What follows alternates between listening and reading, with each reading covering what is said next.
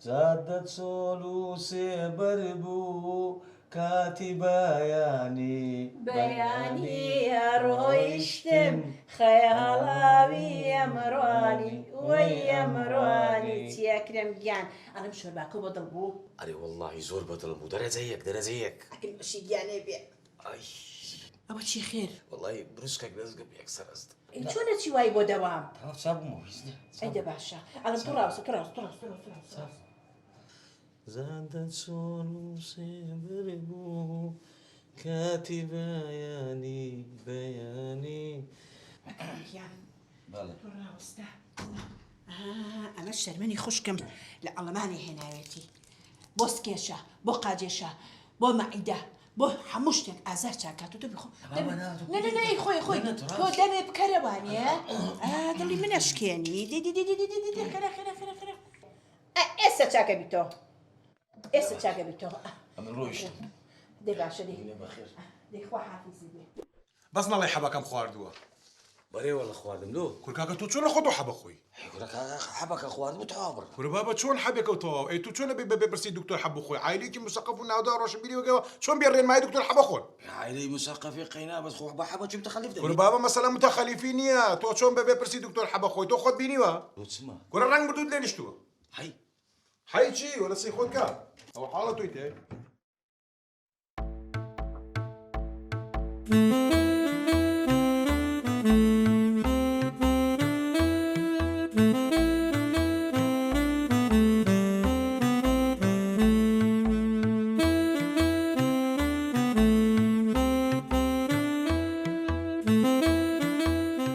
اشتكم ليني كرة شلون هي لمشت دليبي هر خون فرياتك او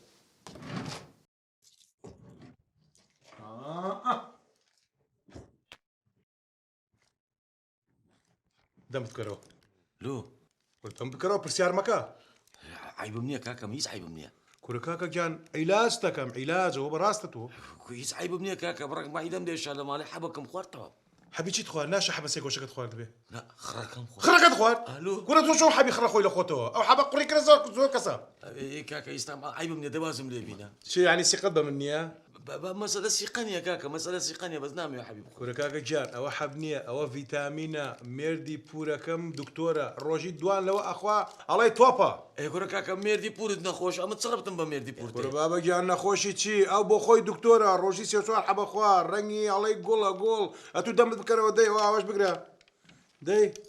هو فيتامينا بس بيخو بيتا توب بس الدارو ديو على بعض دي هو بالراستا دي دم تكرو دي دي كيف ياكا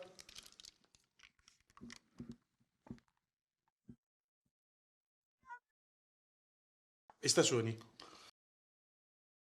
ايش بزورة بابروم ارشي امرو بخرب يعني ئەمە چییە؟ ئەڵێ پورزە ئەمیتا بابەجانی اخوي ما مستوى السرم ديش لباندي ڕۆڵە ئێرە دایریە چۆن شتی وابێ خۆکەی بەلای مەدیر عامە و ئەوە ئێستا موفەتیشێ بێ من چی پێڵێ ما مستوى استدسب لغرفة خوم دي دكمو ئەی بۆ یەکەم جار لێو نەکردو ئەنجابی بوو ئێرە السرم ديش ما مستوى ئێ باشە ڕۆڵە حەبێکی بخواردە دوانێ بخواردە بۆی ئازارەکە و پشکێ ايه خواردم قلكم لمالي خوار قلش تازة ليرة ورم قلت ڕۆڵە ئەو حەبانەی تۆ خواردوتە بە کەڵک نایە یەک حەبم بۆ هاتووە لە ئەڵمانیاوە هەر حەزەکەی بیخۆی ناگەیتە و دیدەرگاکە ئازارەکە و شکاوە انا قربان دم ما مستوى لوي هاتم ويش كان ما انتواو كردي تساوري امري وزارة وەرە بۆ لای من مدیرم ئەبێ بە قسەی من بکەیت اخي ما مستوى مدير تصربتي هي بحب خواردن هەیەی دە تۆ وەرە سبازك ما مستوى حبهم خواردن انا ورده ورا كاكا ورا بولا خوب ورا عيرة ورا